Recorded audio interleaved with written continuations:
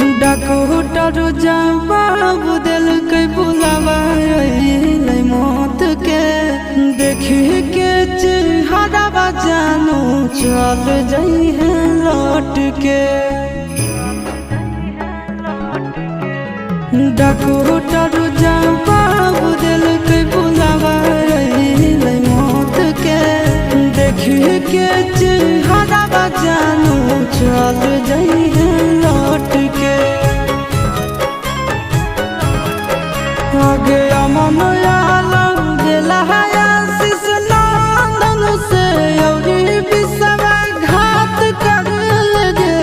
आगे सोना यारा हो भरा ही पटनावा में आके मुलाकात कर लेगे।